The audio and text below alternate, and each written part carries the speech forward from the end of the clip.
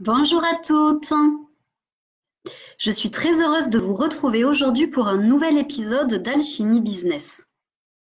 Je vous laisse le temps d'arriver. Quand vous êtes là, pensez à me faire un petit coucou et à me mettre si vous m'entendez bien et si vous me voyez bien. Alors, je vous laisse le temps d'arriver.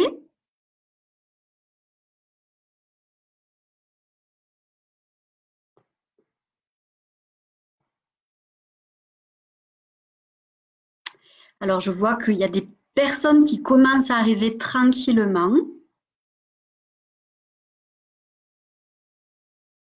Donc, quand vous êtes là, pensez à me dire que vous êtes là, pensez à m'envoyer des petits cœurs, pensez à me mettre un petit coucou, pensez à me mettre également si vous me voyez bien et si vous m'entendez bien.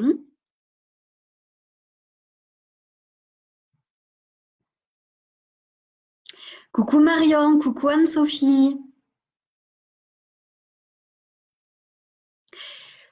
Aujourd'hui, nous allons parler des 5 manières de trouver de l'inspiration pour créer du contenu. Avec grand plaisir Céline, plein de bisous et belle journée à toi. Alors en attendant que tout le monde soit là, je vais me présenter rapidement. Donc moi je suis Laurie Audibert, je suis coach holistique et j'accompagne les entrepreneuses spirituelles à développer une activité abondante, vibrante et alignée à leur mission de vie.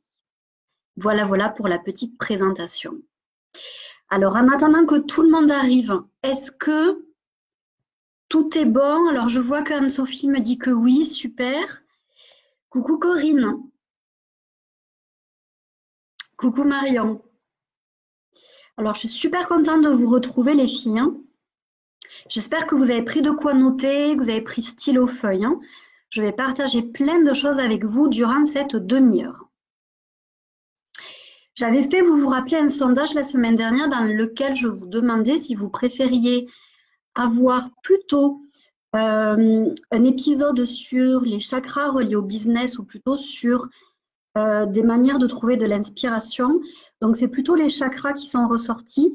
J'ai quand même choisi aujourd'hui de vous faire ce live-là sur le fait de trouver de l'inspiration parce que je pense que le live sur les chakras, il est fort probable que j'en fasse 2 voire 4 de live et du coup je me suis dit ça serait peut-être mieux que je commence la semaine prochaine et que je fasse 4 lives d'affilée sur cette thématique-là parce que ça prendra pas mal de temps quand même et je veux essayer de rester dans la demi-heure à peu près pour ce rendez-vous hebdomadaire. Donc coucou à toutes celles qui viennent d'arriver, j'espère que vous allez bien. Donc, pour vous rappeler, nous allons parler aujourd'hui des 5 manières de trouver de l'inspiration pour créer du contenu de qualité. J'ai remarqué en effet que beaucoup d'entrepreneuses que j'accompagne ont du mal à trouver de l'inspiration, à trouver de nouvelles idées pour créer du contenu et pourtant, c'est quelque chose de très important. Pourquoi c'est important? Parce que pour augmenter votre visibilité, pour augmenter votre notoriété, mais aussi pour montrer votre expertise, vous devez chaque semaine de créer du contenu. Ça peut être des articles, ça peut être des vidéos, ça peut être des posts sur Facebook ou sur les divers réseaux sociaux. C'est important en tout cas de créer chaque semaine du contenu pour votre communauté. Comme je vous le disais, ça va d'une part augmenter votre visibilité, surtout si vous partagez votre contenu dans les réseaux sociaux, parce que si vous les laissez seulement sur votre site, ça ne suffit pas. Ça risque de ne pas être aussi visible que ça. Ça peut être aussi envoyer des newsletters avec votre dernier article, mais en tout cas, c'est important de promouvoir vos contenus. Ça va également vous permettre de montrer votre expertise, de faire goûter un peu de vous, un peu de vos compétences à votre communauté, mais ça va aussi vous permettre d'augmenter votre notoriété. Donc, c'est pour cela que créer du contenu, c'est important de le faire chaque semaine. Vous êtes plutôt quoi, vous? Vous êtes plutôt article, vous êtes plutôt vidéo, vous êtes plutôt webinaire? Vous êtes plutôt réseaux sociaux. Qu'est-ce que vous préférez créer comme contenu? Je vous laisse répondre dans les commentaires. Coucou Stéphanie, coucou Angélique. Alors, qu'est-ce que vous préférez créer? Moi, je vous avoue que j'adore ce petit moment avec vous, que nous avons chaque mardi à 13 h. Après, j'adore aussi écrire des articles, mais c'est vrai que je n'ai pas toujours de l'inspiration pour un article chaque jeudi. C'est pour ça que je fais appel également à des articles invités. Ça me permet de temps en temps de reposer un peu mon inspiration parce que j'ai déjà à peu près 170 articles sur mon site, plus à peu près 25 vidéos Alchimie Business. Donc, ça fait pratiquement 200 contenus différents. Et c'est vrai qu'au bout d'un moment, ça fait beaucoup. Et il faut toujours créer de nouvelles choses, de nouvelles choses. Après, comme je dis aux clientes que j'accompagne, c'est pas toujours la peine non plus de créer de nouvelles choses. Parfois, on peut prendre un article qui a bien fonctionné et le faire sous format vidéo. Ou au contraire, prendre une vidéo et la mettre sous format article. C'est bien aussi de réutiliser régulièrement votre contenu et de l'adapter, d'en faire une citation pour les réseaux sociaux, d'en faire une vidéo, d'en faire un webinaire, etc., etc. Ou voire pourquoi pas même d'en faire un e-book et même de le faire payer ce e-book. Parce que c'est du temps de recherche en moins que les personnes vont gagner. Alors, pour toi, Marion, pour l'instant, c'est écrire. Coucou Aurore. Toi, Anne-Sophie, c'est les vidéos, les podcasts. Génial. C'est vrai que vous avez aussi les podcasts, comme dit Anne-Sophie, c'est plutôt au niveau de la voix, donc c'est des enregistrements vocaux, il n'y a pas l'image. Et ça marche plutôt bien et c'est revenu à la mode. Moi, je ne m'y suis pas encore mise au podcast, mais ça risque de ne pas tarder. Il est fort probable que je reprenne d'anciens articles ou d'anciennes vidéos et que je les mette en format podcast, parce que c'est vrai que c'est très pratique. Enfin, moi, je le vois, quand je fais du ménage, quand je fais du classement, quand je fais certaines actions qui ne nécessitent pas forcément de concentration. C'est vrai que j'aime bien écouter des podcasts ou des vidéos que du coup je ne regarde pas. Ça marche plutôt bien. Donc, je vous invite à créer ce genre de contenu aussi. Donc, Anne-Sophie, tu aimes aussi l'écrit, tout à fait. Et toi, Stéphanie, c'est écrire, mais tu ne le fais pas de façon hebdomadaire. OK. Donc, comme je le disais, quel que soit le contenu que vous allez préférer, privilégier, c'est quand même important de créer du contenu chaque semaine, même si c'est juste des posts sur les réseaux sociaux. Mais c'est en tout cas important parce que sinon, vous n'allez pas pouvoir augmenter votre visibilité et montrer votre expertise. Moi, je vous avoue, le fait de faire des vidéos chaque semaine, déjà, ça me permet d'augmenter mes compétences, c'est-à-dire que je suis de plus en plus à l'aise devant la webcam. J'arrive de plus en plus à m'exprimer sans trop buter sur les mots. C'est beaucoup plus simple pour moi, alors qu'à l'époque, ce n'était pas du tout naturel pour moi de faire des vidéos. Je suis d'un naturel à l'origine plutôt timide. J'ai jamais aimé les vidéos, j'ai jamais aimé les photos. Et c'est vrai que le fait d'en faire régulièrement comme ça, de façon hebdomadaire, ça me permet d'avoir un rapport avec mon image qui est beaucoup plus sain, beaucoup plus facile et d'être également plus compétente aussi à l'oral. Donc, c'est un bon exercice à faire en tout cas. Alors, pour toi, Corinne, tu as une réflexion sur un thème très bref. Ben, c'est très bien aussi. Coucou Hélène. Alors, maintenant qu'on a vu pourquoi créer du contenu, je vais vous donner les 5 manières d'avoir de l'inspiration. Donc, tout d'abord, pour moi, ma première source d'inspiration, c'est Pinterest. Il y en a qui le prononcent Pinterest, comme vous voulez. Mais en tout cas, c'est Pinterest. Pourquoi? Parce que sur Pinterest, vous avez des tonnes d'articles, des tonnes d'images, que ça soit des articles étrangers ou que ça soit des articles français. Et c'est vrai que moi, quand je fais mes actions marketing le matin sur Pinterest, ben, du coup, j'ai plein d'idées qui me viennent. Parfois, je vais voir un article, puis un autre article, et je vais faire un mix des deux pour créer le mien. Ou alors, je vais voir un article américain, je vais me dire, ah ben tiens, ça c'est intéressant comme type d'article, ça pourrait être intéressant. Je crée ma propre vision des choses, mais en français. Alors, bien entendu, on ne copie pas le contenu des autres. On n'essaie pas non plus de s'en inspirer trop profondément. Moi, j'ai beaucoup de personnes, je le vois sur Pinterest, qui s'inspirent de mes articles très fortement pour créer les leurs. Et c'est vrai qu'après, ça se ressemble et ça se voit. et c'est pas bon au niveau de Google. Google déteste le contenu dupliqué, donc c'est important de créer de toute façon votre type d'article, votre type de contenu avec vos références, votre expérience, votre vision des choses, votre façon de parler, votre vocabulaire, votre tonalité, etc., etc. Mais par contre, c'est vrai que Pinterest est une mine d'or, une mine de ressources dans laquelle on peut trouver plein de choses. Moi, je me sers également de Pinterest pour voir quels sont les articles qui fonctionnent le mieux pour moi. C'est-à-dire que j'épingle tous mes articles et après, je vois ceux qui sont le plus réépinglés, ceux qui sont le plus partagés. Et du coup, je vais me dire, OK, donc il y a de la demande par rapport à ça. Il y a des besoins. Donc, ça pourrait être bien que je crée un autre article complémentaire par rapport à cette thématique-là, par rapport à cet article-là. Donc, c'est vrai que Pinterest est excellent et en plus, si vous l'utilisez correctement, ça va vous faire gagner du trafic.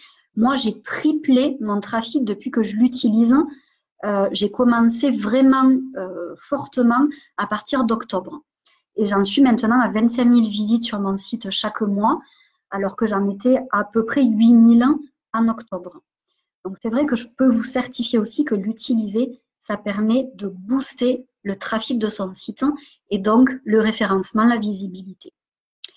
Ensuite, outre Pinterest, vous avez également le fait de vous servir de forums ou de groupes sur Facebook en lien avec votre thématique et de regarder ce qui est posté, de regarder les questions des personnes.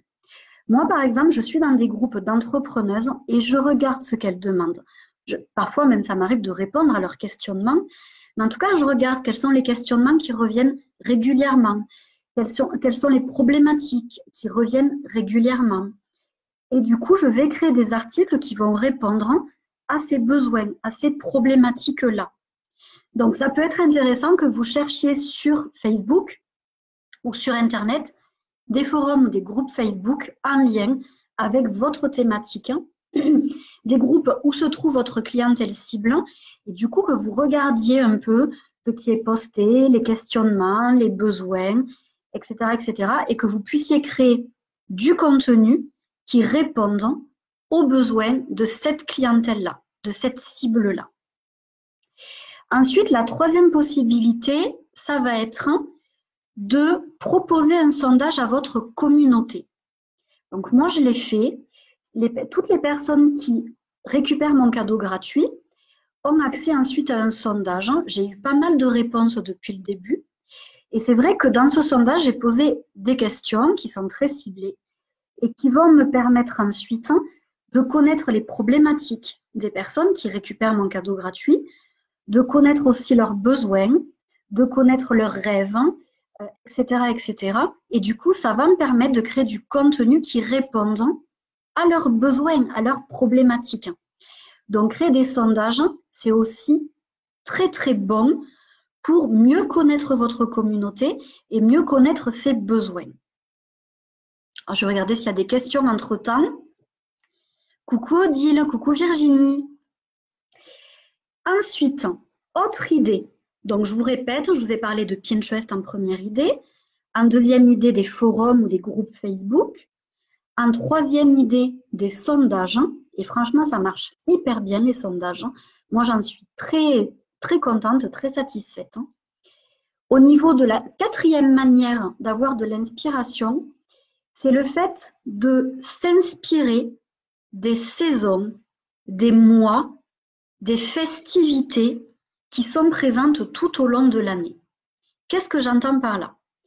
J'entends par là que vous pourriez très bien prendre une feuille, noter chaque mois et vous dire, OK, qu'est-ce qui m'inspire ce mois-là? Donc, par exemple, le mois de janvier, moi, qu'est-ce qui m'inspire?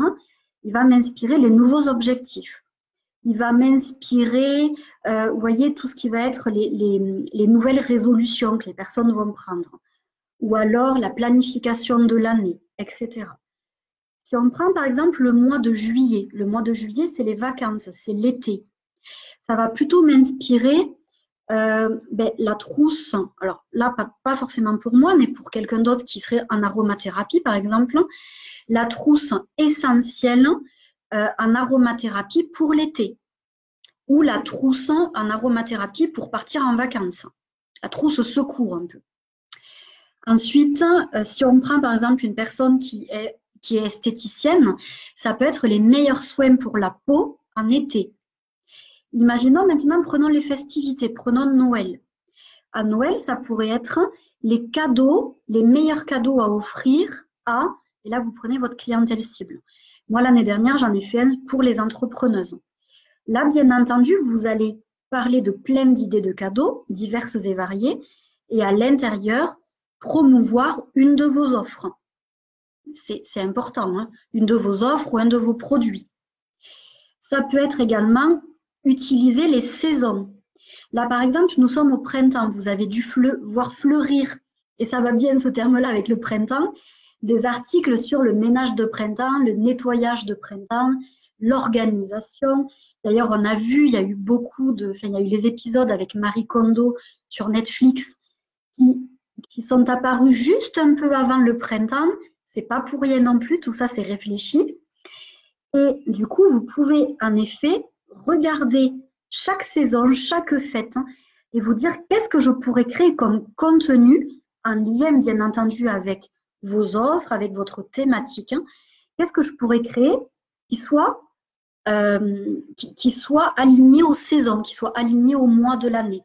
Et là, vous allez pouvoir vous créer un calendrier éditorial par rapport à ça. Est-ce que c'est clair pour vous? Moi, c'est une des manières que j'utilise le plus. Je vais vraiment voir en janvier quelle thématique, quels articles, quel contenu je pourrais proposer en lien avec les saisons. Je l'ai moins fait cette année, je vous avoue, mais l'année dernière, je l'ai un peu plus fait. Cette année, je suis un peu plus allée au feeling. Je suis plus dans la fluidité, dans l'écoute cette année. Je suis plus trop forcément dans ce truc de calendrier éditorial. Mais par contre, pour quelqu'un qui a du mal à trouver des idées, c'est vraiment une excellente ressource. Moi, c'est vrai que je suis une usine à idées, j'ai plein d'idées qui me viennent régulièrement, donc j'ai pas ce problème-là. Mais si vous sentez que le syndrome de la page blanche, c'est quelque chose de très fort chez vous, utilisez cette technique-là de prendre les saisons, de prendre les festivités, de prendre les mois et de noter sur une feuille blanche tout ce que ça vous évoque. Ça marche très très bien. Et la 5e manière que j'utilise également, c'est le fait tout simplement de vivre. C'est-à-dire d'avoir des hobbies, d'avoir des loisirs, de regarder des films, de regarder des séries, de sortir, d'échanger avec des personnes. Moi, les meilleurs moments où j'ai de l'inspiration, c'est quand je fais des balades dans la nature. Je ne sais pas pourquoi, c'est un endroit qui me donne plein d'idées. J'ai plein d'idées. Donc après, je prends mon téléphone, je le mets en mode enregistrement vocal et j'enregistre toutes les idées que j'ai. Si je suis avec mon chéri, je les lui dis carrément. Je lui dis, ah ben tiens, j'ai telle idée, telle idée, telle idée. Et souvent, lui, il le marque sur son téléphone et il m'envoie le message après. Comme ça m'évite de perdre ces idées-là. Mais c'est vrai que combien d'articles j'ai écrits après avoir regardé un film, après avoir regardé une série, parce que vraiment, ça peut inspirer à plein de niveaux. Et aussi tout ce qui va être partage personnel. Vous allez vivre quelque chose, vous pouvez l'utiliser pour créer un post sur Facebook. Vous allez voir le post que j'ai programmé pour ce soir, c'est vraiment ça. J'ai utilisé quelque chose de personnel, plutôt professionnel, là sur le coup, pour en faire un post et pour pouvoir vous inspirer. Et vous devez le voir sur ma page, je le fais régulièrement. Ça peut être des choses très personnelles, mais ça peut être aussi des choses que je vis au niveau de mon activité, au niveau des échanges aussi que je vais avoir avec les entrepreneuses. Et du coup, je vais pouvoir avoir des idées pour créer du nouveau contenu. Est-ce que c'est clair déjà ces 5 manières-là? J'ai encore 2-3 choses à vous dire après. Est-ce que c'est clair pour vous? Coucou Valérie. Super Aurore. Mais écoute, tu as bien raison. Le calendrier éditorial, c'est vraiment un excellent outil à utiliser. Que ce soit pour vos planifications également de newsletters, de webinaires, de plein de choses. C'est très important de planifier votre année. J'en parlais la semaine dernière avec certaines entrepreneuses que j'accompagne. Je leur disais, planification égale succès. plus on planifie, plus on a une vision sur le long terme et plus on est performant, plus on est efficace. Si on se lève le matin, qu'on n'a pas planifié sa journée, on va un peu errer, on ne va pas savoir quoi faire, on ne va pas savoir voilà, quelles tâches sont importantes. Moi, je vous l'ai déjà montré, j'ai mon semainier dans lequel j'écris en fait tout ce que j'ai à faire dans la journée. Et ça me permet d'être quelqu'un de très efficace au niveau de mes journées. Super les filles. Donc je le répète pour celles qui n'étaient pas là au début, je vais vous donner quelques petits conseils supplémentaires après. Donc les 5 manières, on a Pinterest, qui est pour moi vraiment une mine de ressources. On va avoir les forums ou les groupes Facebook. On va également avoir les sondages qu'on envoie à sa communauté. On va également avoir le fait d'écrire en fonction des mois, des saisons, des festivités de l'année. Et pour finir, on va avoir le fait de s'inspirer de la vie, des séries, des lectures, je ne sais pas moi, des films, de la nature. Moi, je m'inspire aussi beaucoup de la nature pour écrire certains articles. Il y a aussi des fois où je vais lire un article ou lire un livre et hop, ça va me créer, je ne sais pas comment, mais une connexion d'idées et ça va me faire penser à quelque chose et j'ai toujours à côté de moi un carnet dans lequel je note mes idées d'articles ou mes idées de vidéos, en tout cas mes idées de contenu. Et pour toutes celles qui sont créatives et qui sont pleines d'idées, je vous invite toujours à avoir à côté de vous un carnet dans lequel vous allez noter vos idées, comme ça vous ne les perdez pas. Et ça vous évite aussi la surcharge mentale. J'avais également envie de vous donner 4 choses qui me semblent hyper importantes par rapport à vos contenus. C'est des choses qu'on oublie souvent et qui sont pourtant essentielles. Première chose, si vous écrivez sur votre blog, sur votre site, c'est important d'avoir des catégories d'articles, pas plus de 5, c'est mieux, des catégories d'articles qui sont reliées à vos offres. Et donc, quand vous allez écrire des articles, quand vous allez écrire du contenu, il est très important que chacun de vos contenus puisse entrer dans une de ces catégories. Et en tout cas, que vos articles soient reliés à vos offres. Ça peut arriver d'avoir un article dans lequel vous allez peut-être partager des choses un peu plus perso, vous allez peut-être parler de choses qui vous tiennent à cœur. Ça, je vous invite plutôt de ne pas le faire sur votre site, mais plutôt de le faire sur Facebook ou sur Instagram ou sur les réseaux sociaux. Parce que sinon, il n'y a plus de cohérence au niveau de votre site et Google n'aime pas ça. Il peut pénaliser votre site si vos articles partent dans tous les sens. Donc, si vous êtes esthéticienne, restez là-dedans. Si vous êtes coach, restez dans les thématiques dans lesquelles vous êtes une experte. Si vous êtes, comme Aurore, plutôt assistante, adjointe, restez aussi dans ces choses-là. C'est vraiment important parce que sinon les personnes vont se perdre, elles ne sauront pas pourquoi elles viennent sur votre site, elles ne vont pas trouver de cohérence, de congruence dans tous vos écrits, dans tous vos partages et ça ne montre pas un côté professionnel. Ça, c'est la première chose. La deuxième chose, c'est ce que je vous disais du coup, j'ai mélangé 2 points, c'est de toujours avoir un contenu en lien avec votre thématique. Je vous assure, j'ai vu des entrepreneuses qui écrivaient des articles sur le 0 déchet alors qu'elles faisaient des soins énergétiques. Alors, je ne vais pas vous dire le contraire, moi ça m'est arrivé aussi. Par contre, ce que j'ai fait, c'est que j'ai créé une catégorie divers sur mon site pour mettre un peu ces articles-là qui me semblaient importants parce que j'avais quand même envie de passer un message. Maintenant, je ne le fais plus. C'est-à-dire que si j'ai besoin de transmettre un message, de parler d'autres choses, je crée directement des posts sur Facebook. Ça me semble plus cohérent de faire ça pour rester dans quelque chose de très aligné sur mon site. Donc vous, pareil, ne parlez pas de 36 000 choses sur votre site. Un site, ce n'est pas un blog où on raconte sa vie. C'est un endroit où vous allez faire part de votre expertise. Vous allez répondre aux besoins des personnes et du coup, on en arrive d'ailleurs au 3e point. Gardez toujours à l'esprit que vos contenus doivent répondre obligatoirement aux besoins, aux problématiques, aux envies de votre clientèle cible. Moi, vous le savez, ma clientèle cible, ce sont des entrepreneuses plutôt spirituelles et du coup plutôt des femmes. Donc, je vais avoir tendance à parler au féminin. Je sais que j'ai quelques hommes qui me suivent et je les adore. Je les accueille avec beaucoup d'amour sur la page et sur mon site. Mais ma clientèle phare, ma clientèle cible, ce sont des femmes. Donc, je vais plutôt m'adresser à des femmes. Ce sont des entrepreneuses. Donc, je vais plutôt m'adresser à des entrepreneuses. Certes, j'ai quelques personnes, et il y en a quelques-unes ici, qui sont salariées. Et c'est pour ça que de temps en temps, je vais aussi partager du contenu qui peut être valable pour les deux. Parce qu'avant, j'étais coach de vie et j'ai encore des clientes qui me suivaient à l'époque et qui ne sont pas aujourd'hui entrepreneuses. Mais on va dire que 80% de ce que je partage, c'est pour les entrepreneuses. Et je vais faire en sorte de répondre à leurs questionnements, de répondre à leurs besoins. Là, par exemple, pourquoi j'ai créé cette vidéo-là? C'est que je me suis rendu compte que beaucoup d'entrepreneuses avaient du mal à créer du contenu chaque semaine.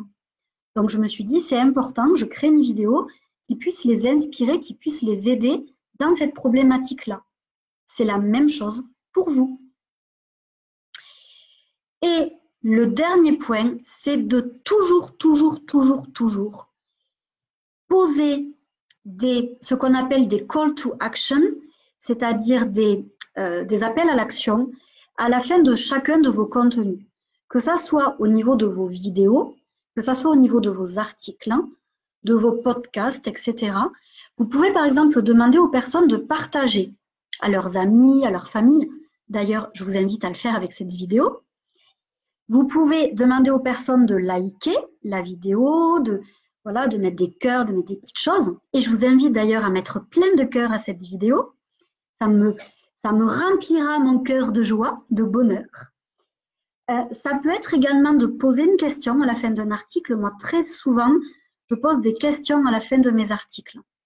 Et du coup, j'ai des commentaires, que ce soit sur Facebook ou sur mon site, parce que j'ai des personnes qui prennent le temps de répondre à ces questions-là.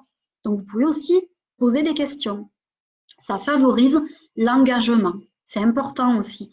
Sur Facebook, pensez à poser des questions. Quand vous partagez un de vos articles, par exemple, moi, quand je partage un article avec les 12 astuces, nanana, je vais par exemple demander dessous, vous le verrez, je vais demander quelle est l'astuce que vous avez envie de mettre en pratique dès aujourd'hui, ou quelle est l'astuce que vous préférez, ou qu'est-ce que vous avez déjà mis en place. Et ça permet de favoriser de l'engagement sous vos partages.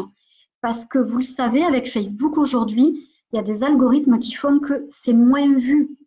Donc, il faut trouver des petites stratégies, des petites choses qui vont permettre d'augmenter la visibilité. Et quand vous posez des questions, il y a des personnes qui répondent, donc leurs amis, ça apparaît sur leur mur. Donc, ça va permettre aux amis de voir votre contenu, etc., etc. Donc, vous allez augmenter obligatoirement votre visibilité. Est-ce que tout ça, c'est clair pour vous? Est-ce que vous avez pris des notes? Alors, je vais regarder s'il y a des questions. Si vous avez des questions, profitez-en. Je suis là pour vous répondre. Coucou Valérie, profite bien du Japon. Et merci pour toutes les photos que tu partages. Coucou ma Sylvie. Valérie, est-ce que tu peux me reposer ta question? Parce que vu que je viens juste de voir ta question à l'instant, je ne sais pas de quoi tu parles quand tu me dis, mais tu le fais comment en l'écrivant? Donc, je te laisse me reposer la question, s'il te plaît. Alors, Sylvie, oui, et c'était un bonheur d'être coachée par toi. Merci beaucoup, tu es un amour.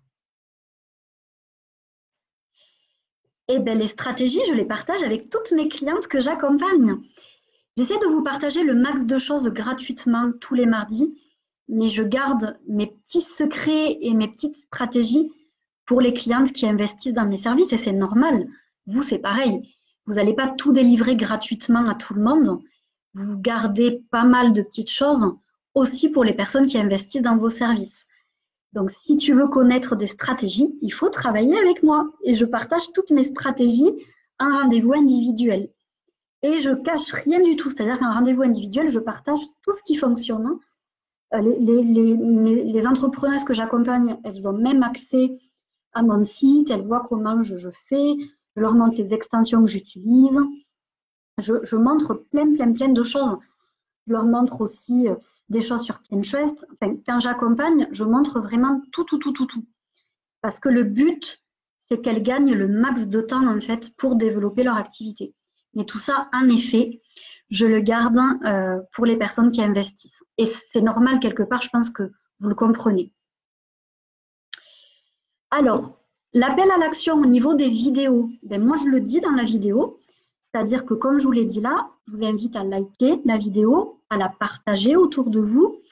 Je peux également poser une question à la fin de la vidéo pour les personnes qui regardent en replay.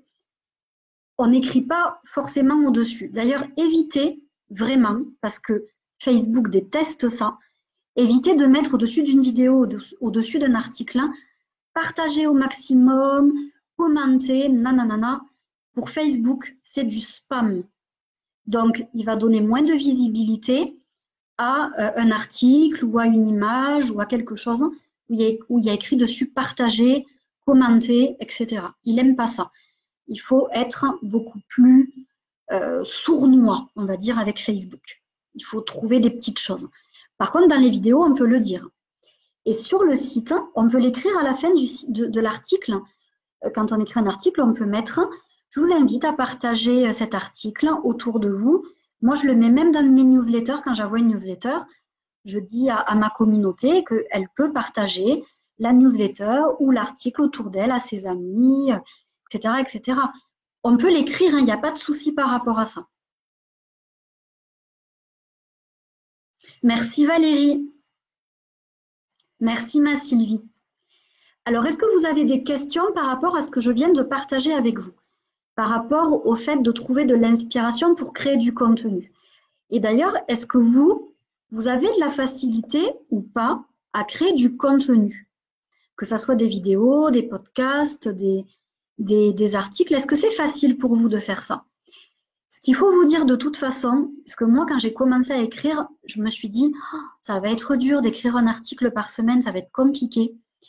Ben, en fait, pas tant que ça, parce que on muscle notre créativité à force de créer. Vous pouvez d'ailleurs aussi faire une sorte de méditation. Moi, ça m'arrive très régulièrement en méditation, en relaxation, d'avoir des idées qui viennent. Parce que du coup, je repose mon esprit et je laisse la place à mes guides ou en tout cas à mon intuition de me donner des infos pour de nouveaux contenus. Et c'est pour ça que très souvent, j'ai des idées la nuit. Donc, j'ai un petit carnet aussi sur ma table de chevet dans lequel je note tout ce qui me vient. C'est important pour moi parce que j'ai des idées qui peuvent même venir sous la douche. Donc, je fais toujours en sorte d'avoir de quoi écrire pour pouvoir garder toutes ces idées. Et si je vous montrais, j'ai un petit carnet, j'ai déjà 50 idées d'articles à l'intérieur. Par contre, il y a certains articles qui demandent plus de temps, donc je n'ai pas encore pris le temps de les écrire. Il y a peut-être des choses que je ferai plutôt sous forme de vidéo, mais c'est vrai que je me suis noté toutes les idées que j'avais. Alors, coucou Julie. Merci ma Julie, tu es un amour. On se retrouve vendredi avec grand plaisir. Je te fais plein de bisous. Alors Aurore, tu as vu sur mon site que j'ai une page avec des sites web, des partenariats. Est-ce que c'est une stratégie? Oui et non. Avoir des partenaires, pour moi, c'est important parce que c'est des personnes vers lesquelles je vais envoyer mes clients. Donc, je vais par exemple avoir Jade ou Noémie qui créent des sites et qui créent des logos, des chartes graphiques, etc. Je vais avoir par exemple aussi une psychanalyste. C'est vraiment la seule en qui j'ai une entière confiance et j'envoie les personnes qui en ont besoin vers elle. Je vais avoir Hugo, qui est à la fois mon petit frère de cœur, mon meilleur ami, et quelqu'un en qui j'ai une entière confiance, etc., etc. Enfin, je vais avoir des personnes que j'aime profondément et en qui j'ai une confiance absolue. Donc, c'est surtout, en fait, pour les personnes. Après, moi, ça ne me rapporte rien. Par contre, si les personnes, elles mettent mon site sur leur site, là, ça va me rapporter du référencement. Par contre, moi, le fait d'avoir des partenaires, moi, ça ne me rapporte rien personnellement.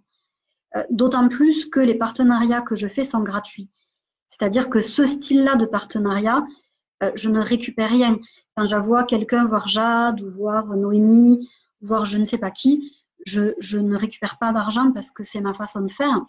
Par contre, je suis aussi affiliée à d'autres personnes où là, je récupère de l'argent quand je vends. J'ai les deux. Mais là, pour répondre à ta question, non, ce n'est pas une stratégie, c'est plutôt une aide à ma clientèle en fait. C'est vraiment ça. Et une aide aussi à ces personnes pour leur donner encore plus de visibilité parce que je crois en elles et en ce qu'elles font. Alors, Hélène, tu as toujours plein d'idées, super. Mais une fois devant ton papier, tu as le syndrome de la feuille blanche. Alors, ce qui est important aussi, c'est de créer à des moments où vous sentez que vous êtes en pleine créativité. Moi, je ne crée jamais le matin. Le matin, je fais plutôt des actions, on va dire, un peu automatiques. J'ai plus de concentration, on va dire, entre 10h et 14h. Après, j'ai ma concentration qui part un peu plus. Au niveau de ma créativité, je suis hyper créative le soir ou en fin d'après-midi. Donc, quand je crée des articles, c'est à partir de 16h, mais je ne crée jamais d'articles avant. Sinon, j'ai aussi le syndrome de la page blanche. Donc, ça peut être intéressant de voir pour toi aussi si tu aurais plus de créativité, plus d'idées à d'autres moments. Et après, si vous êtes en pleine charge mentale, si vous avez trop de choses à penser, trop de projets, trop de trucs, il est possible aussi que ça crée une sorte de burn-out intellectuel, de créativité, et que du coup, vous ayez aussi ce syndrome de la page blanche. Donc, c'est à surveiller ça, Hélène. Je sais que tu as beaucoup de choses en plan en ce moment, que tu fais beaucoup de choses. Donc, il est possible que ça ne te laisse pas de place pour ta créativité aussi. Super Valérie, c'est top. Ben, Aurore, écoute, on est deux. Super pour toi, Sylvie, génial.